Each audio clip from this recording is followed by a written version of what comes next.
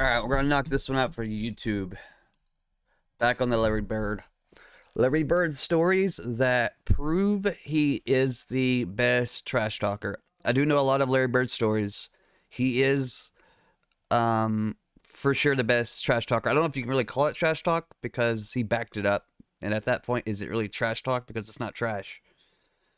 That was what made Larry kind of different from a lot of other trash talkers. Is if he told you he was gonna do something, then he did it, and there was nothing you could do about it.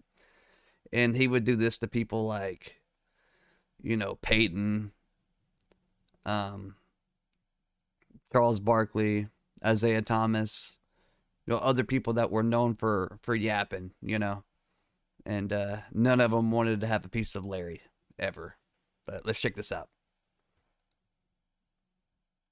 Larry Bird was one of the biggest trash talkers in basketball. And a lot of people said, really? They thought it was Reggie or Charles. Bird used to tell me, look here, man, you supposed to be a great defender, right? And I'm going to make sure I tell you where I'm going to shoot the ball at. Yeah, he said, I'm going to get it right here. I'm going to shoot it right in your face. And I'm looking at this guy like, he's nuts. Dominique. I'm going to go shoot this motherfucking jumper in your face right there in that cone. And it's going to be your Christmas present. I'm going to wrap it up and bust your head open. And that's exactly what he did. If he tell you you're going to hit a shot in a certain place, he's going to do just that, and ain't nothing you can do about it. Being a better player each step I took, I was able to do a little more than the other guys. I had a green light, I could make plays, but I always knew early on, especially when I was a junior, senior high school, that probably the outcome of the game was going to depend on me. Well, yeah, I interviewed Gary. Wait. Wasn't this the guy that played with Mark? I can't think of his last name. It was Mark something. But I'm pretty sure this guy played with him. Was it the Jazz they played on? I don't remember the team, but I know he played with a guy. It was a black guy named Mark who was an extraordinary player. He was like their star player. And I don't know, I just saw his face and it just first thing I thought of. If he tell you you're going to hit a Make plays, but I always knew early on, especially when I was a junior, senior high school, that probably the outcome of the game was going to depend on me. Well, yeah, I interviewed Gary Payton, a venomous trash talker. And I asked him who the most vicious trash talker he's ever encountered. He said Larry Bird. Oh, no question. Gary Payton used to yap them gums, man. Let me tell y'all something. Bird used to tell me, look here, man, I'm going to go shoot this motherfucking jumper in your face right there in that corner. And it's going to be your Christmas present. I'm going to wrap it up and bust your head open. All that shit. He told me, young fella, let me tell you something. It's cold. I can shoot a jumper anywhere I want to. You supposed to be a great defender, right? Yep. I'm gonna make sure I tell you where I'm gonna shoot the ball at. And I was like, man, come on now, you're not gonna shoot the ball. And so he said, I'm gonna take you over in that corner right there. You see it over there by my bench, right? And I'm gonna give you something, and it's gonna be this jumper. So he went right to that corner, and I'm up on him, I'm under him. And he said, young fella, what did I tell you I was going to do? And he turned around, raised up, and it was all drawn.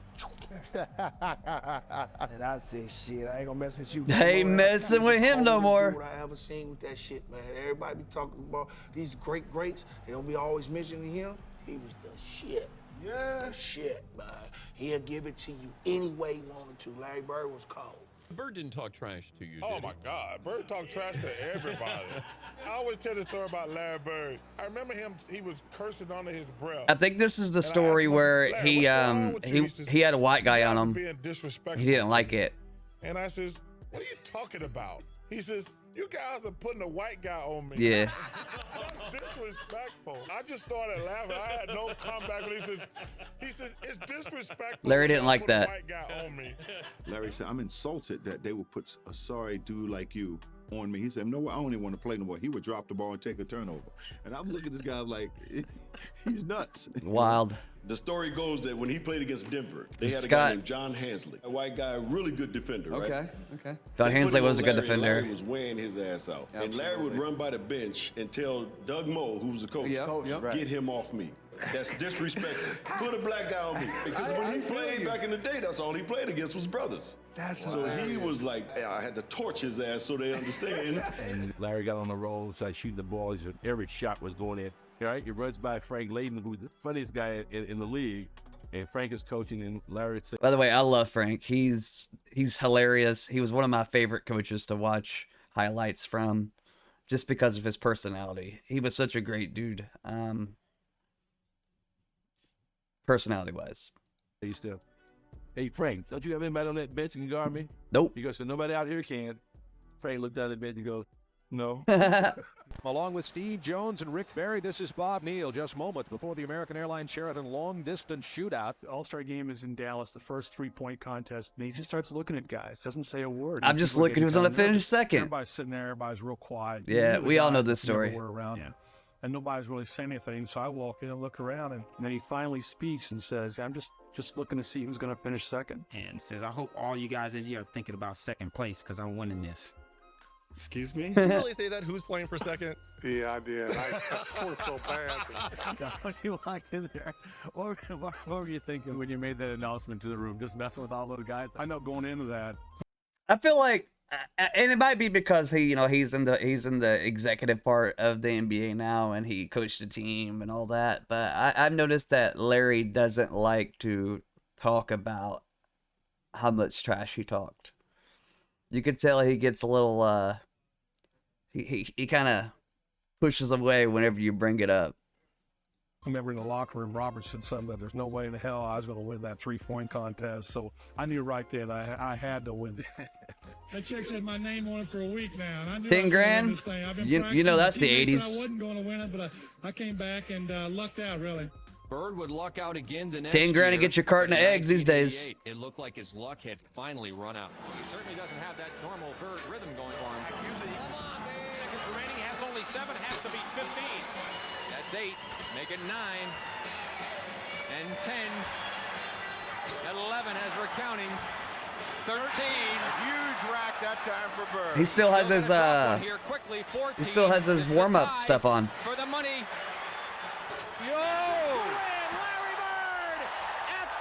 He knew exactly what the score was. He knew that ball was going to win the competition for him, and it's almost like he did it in dramatic fashion just to make it more fun.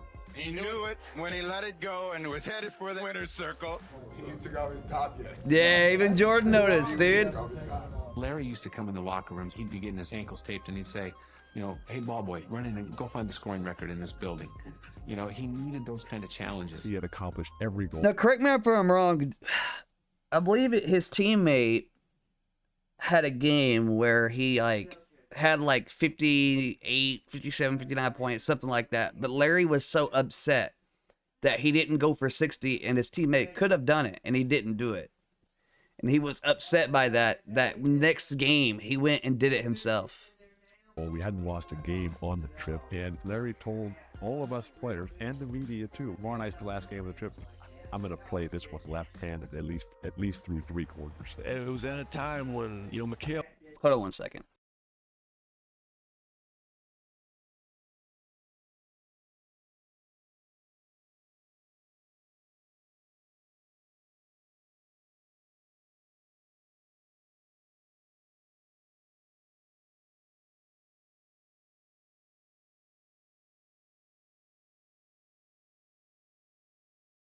All right, I'm back.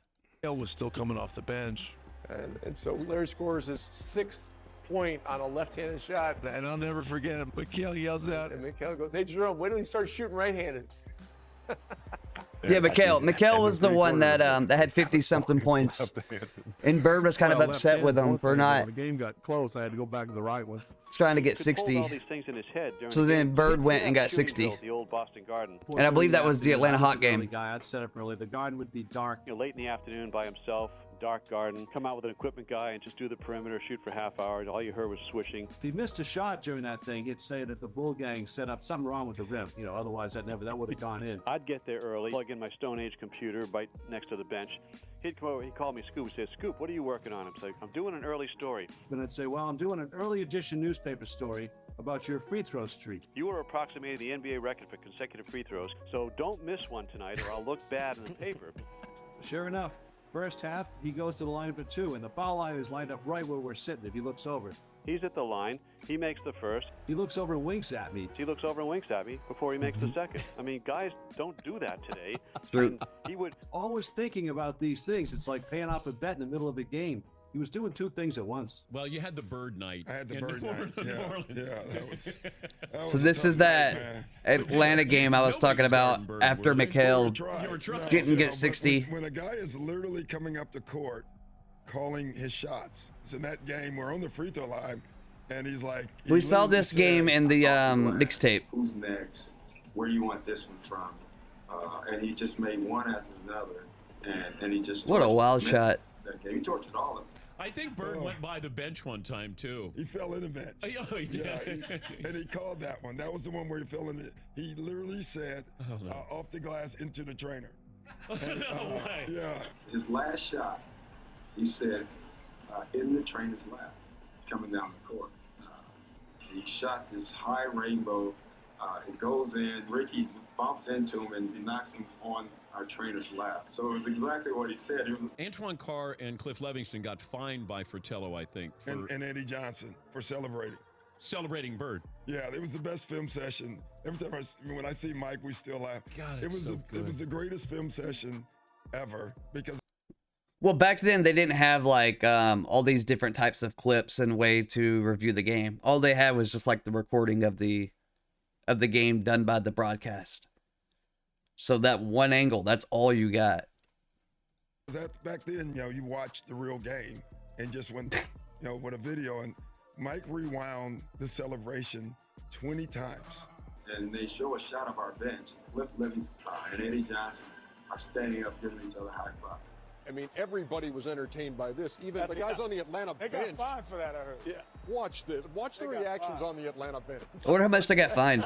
You see Scotty Hastings with them. Yeah. Watch Cliff Livingston over here. I think this is Cliff. And Fratello wouldn't let it go. He just kept rewinding. Showing the guys, you remember they're giving each other high five. And then somebody falls off the bench. Yeah, too. that was Eddie Johnson. Yeah. Eddie Johnson falls off the bench in laughter, and Antoine Carr and Cliff gives each other high five. And our film session was 20 minutes of that. And, yeah, and so it was a bad night. The first game against Larry Bird, it was shocking. And I'm a rookie, I go shake his hand. Dominique. Put both hands behind his back. And I'm saying, okay, he's getting his head ready to play. First play of the game, he says, I don't know where they got you guarding me, Holmes. And he shoots a Holmes? three. I was pissed. I said, I wasn't mad he hit the three. But did this bitch just called me Holmes? Guys, be honest. Have you ever called somebody Holmes in your whole life? Like, we all know the word, but has any of you guys ever actually used it? I don't think I ever have. No. And so it's set up for a really interesting game. Because I remember one time I came down and I dunked it on him. He laying on the ground. He fouled me, and I'm pointing. And he said, hey, Rook. I said, what? He said, I like you. He said, you got balls, but I'm still going to get 30 on you. I know this story. He didn't say you have balls. I believe he said you have heart. But I think Dominique's just trying to tell the story and kind of just putting in his own little twist. But if I remember back when this happened and Dominique talked about this, I believe Larry said to him, hey, Rook, I like you. You have heart. Your ass. He got about 38, so he kind of proved his point. But getting 30 on that ass. I wasn't upset about that because, back then. You get 38 points on you. Rookie, that's tough. You got to pay your dues. Simple as that. It was funny. The first time that I played in my rookie year, I guarded Larry Bird. This guy, he played with that. His name's Mark something, dude. Can't think of the last name. Minutes to realize I should be probably guarding him instead of staring at him. And he came down. It was funny. He came down one time, and Mark West was the center. Mark West. And Larry looked at me, and then he looked Mark at Mark West and said, "Mark, I'm going to go down. I'm going to come off the screen. I'm going to catch it right there. I'm going to turn around. I'm going to shoot it in the rookie's face, and then I'm going to run down the floor." And that's exactly what he did. And I'm sitting there. That just happened. That wasn't the Jazz then, was it? Through me. He never addressed me. I love that. Like I wasn't even there. And did Mark West going? Mark was like, all right, okay, yeah, all right. You probably will. Good luck. And then that was the Suns. There was nothing I could do about it. He backed up whatever he said. If he tell you gonna hit a shot. Yo, imagine having a guy talk shit to you via somebody else, and you're not even included in the shit talk. At a certain place, or if he gonna take you down to the post, turn around, hit a fadeaway J, he gonna do just that. And ain't nothing. Dominique, these guys came in. Dominique, you can't be doing stuff like that. What happened to your legs, man? What happened? Those legs were just fine, and then hit a fadeaway J. What happened? Do just that, and ain't nothing you can do about it. Bro, these guys came in together in '81. There's Kevin, there's Larry, there's Robert. Dennis Johnson, Danny Ainge, they knew what each other could do. And Rest in peace, what I Dennis did was Johnson. said, okay, let's see what's happening out there. And you'd see Larry shooting the three-pointer, and then I call a timeout, and they didn't count the three-pointer. Larry just hit what would have been the game-winning shot, but KC called timeout. It won't count. It does not count. Boston had called a timeout. Larry came back to the bench, and he was a little upset. So he's very upset with that. So I diagrammed the play. He says, heck with the play, Case. Hey guys, when I come back after timeout, I'm going to go right to the same spot. I'm going to kick it in. Give me the ball and tell all the rest of the guys to get out of the way. I said, shut up, Larry. I'm the coach here. Okay. All right.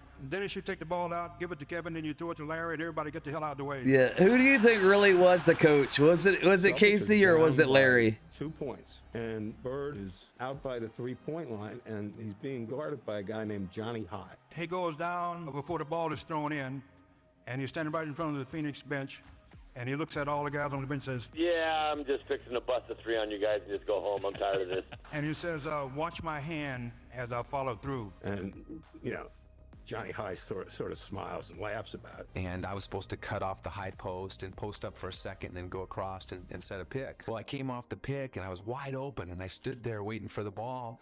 I had a smaller guy to post up and Larry just waved me out of the way saying, get out of here, get out of the way. And then he just turns around and shoots a perfect three. As the ball's in the air, he kind of turns towards the Phoenix bench and yells, told you so, and stops running to the locker room. As he continues on to the dressing room. Now that's what you call arrogance. And from that time I learned to run Larry's play, not the coach's play. He wanted the light on him. He wanted the focus. He knew he was the star player. Ball. And in case he would ever call somebody else's play, Larry would just say, no. I'm shooting this ball. And he would. I get a charge when I tell someone on the opposing team that I'm going to hit the last second shot and then do it. That's what it's all about. High game, 13 seconds. I mean, dude, Larry Bird, he looks like a bird, bro. Look at, he look like a cockatoo. Like he's a bird, bro. He is a living bird. All about. High game, 13 seconds to play. Celtics basketball. During the timeout, I'm going through a play. And about that time, Larry steps in and says, Coach, why don't you just give me the ball and tell everybody to get out? We've heard that before. Larry, if he wants the ball, he wants the ball. After the timeout, we walk back. Oh, this is when he's going up against Xavier. His nickname is X. I said, I know I'm gonna be waiting. Xavier McDaniels. Get it right here. I'm gonna shoot it right in your face. 5 and Bird has the basketball. Look out. Larry Bird just phenomenal the way that he came out. I didn't mean to leave nothing on the clock. He shot a shot right in my face. And he was like, I didn't mean to leave 2 seconds on the clock. I walked back to the sideline like, damn. Larry Bird was one of the biggest trash talkers in basketball. And a lot of people say, really? They thought it was Reggie or Charles. Larry Bird talked more trash on the basketball court than anybody. Well, Bird coached Reggie, didn't he? So Reggie had a little bit of Bird spice in him. Ever played against. So we playing him the last play. He says to James Worthy, he says, you guys don't have to worry about it. I'm going to go right over there that corner. And I'm going to catch it, I'm going to shoot it, and I'm going to tie it. I don't mean to pause so much, but I don't think people understand how stacked the Lakers team was back then, right? Because,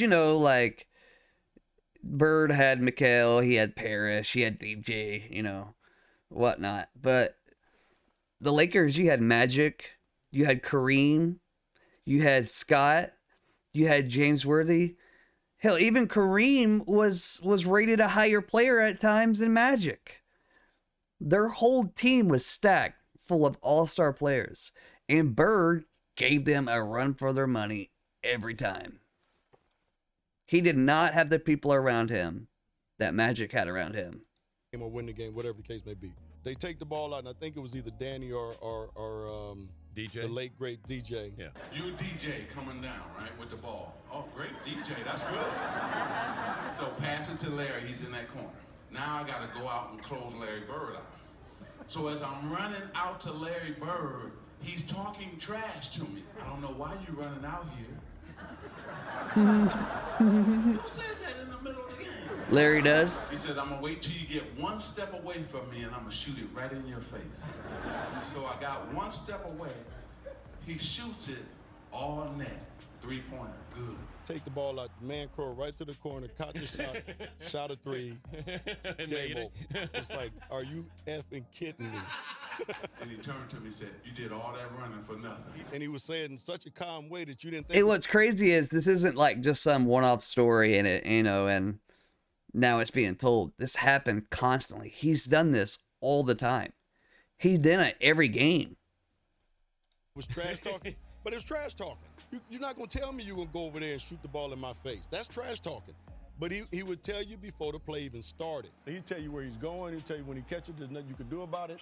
And it was great trash talking because it wasn't vulgar. I mean, he wasn't pounding his chest. You can just be standing next to him. You know, I would jump out and try to block a shot on rotation. Yeah, I don't ever remember any of it being vulgar. You can't get this. Scott, you're a little too late. Scott, you're not getting that. Why are you even jumping? Why are you running out of it? Kareem. Don't do that. Game. He'd say something like, "Don't do that." Yeah, don't do that. Yeah, I mean, he talked the whole game, and it was, you know, after the game and after years of thinking about it, you're like, man, that dude, why he's one of the greatest players ever played. He was ridiculous. He came on here. Our sportscaster played the Superman theme when he was talking about him that night after the game. Yo, Kareem was just as good as Magic was. Rebounds, assists, just steals, you name it. Larry had So was such a James great Worthy. mind for the game. I had a lot of respect for him as a competitor. That competitive nature, Kobe, the work ethic, because I asked a lot of questions. You know, playing with Byron Scott, I asked him a lot of questions. Eddie Jones, Magic, James Worthy, Kurt Rambis, all the Laker greats, I would always sit down and just ask them questions. What actually happened there? What did you feel there? Why? You know, Bird tough to defend. Why? Because you look slow as shit to me. So it's like, I'm missing something. So like, tell me what I'm missing. You know what I mean? You know, like I was saying, growing up in Boston, people used to always talking about that Patrick Ewing. He can't jump. He can't do this. He can't do that. And you know, a lot of my friends was like that. You know. So, I got to the league. I called all my friends back up. I said, you know, all that trash that you were talking, you need to squash all that. This man is great. Whatever you were saying, for a man who can't jump, he's demolishing everybody. He's doing it on everybody. He's doing it on the best defensive players in the league. Yeah. I never forget driving, and I'm listening to a game. It's New Mexico State playing Indiana State. I don't really care about the game, but New Mexico State is right up the streets from El Paso, and I went to UTEP, and we're big rivalries. So I'm hoping that Indiana State will beat New Mexico State. And I'm listening to the radio, and I have no clue of the players on either team. All of a sudden, this name keeps coming. Bird. He goes to the right. Bird. Oh, so he doesn't know that Bird's a white dude. So I bet when he sees it, it's gonna be a shocker, huh? Yeah, I could see that. He makes the shot. Bird. Bird. Damn, who is Bird? Bird. You know, here's Bird. And Bird this. And Bird. Oh, did you see the pass that Bird made? I can't see it, but I'm just trying to imagine it. When the time I got to the end, I said, damn, that brother. Yeah.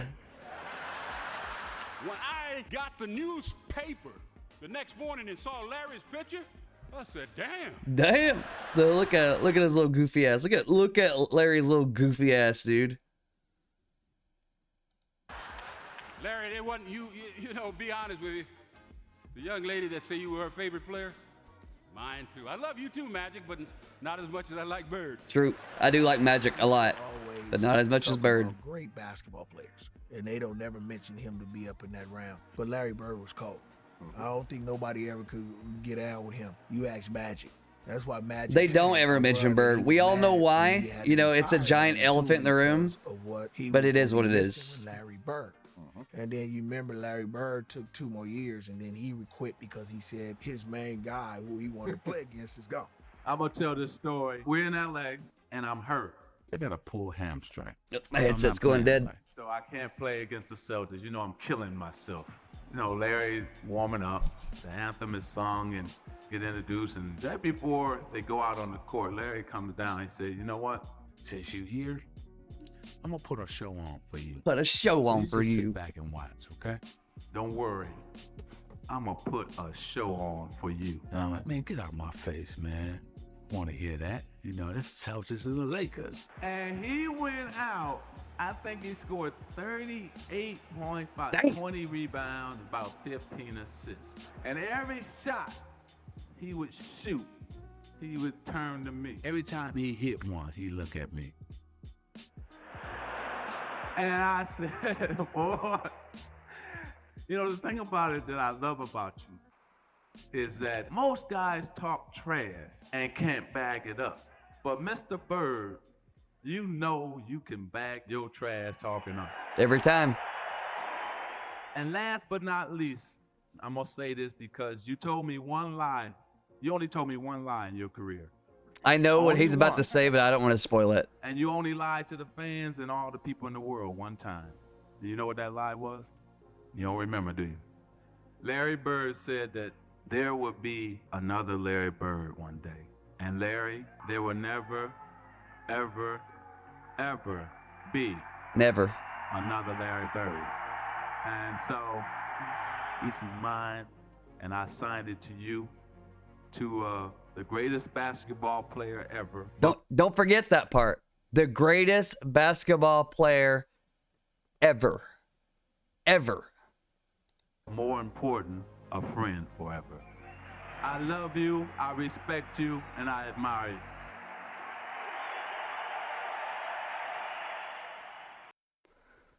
That's the GOAT. If you want to see more Larry stuff, just put it down in the comments. We're going to do a lot more React stuff.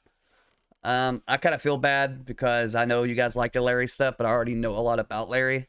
So, like, a lot of this isn't new information to me. And I know seeing people find out about Larry for the first time is definitely fun to watch. But if there's anything else you want to see, put it in the comments. Let me know. I hope you all enjoyed it. And I'll catch you guys on the next one.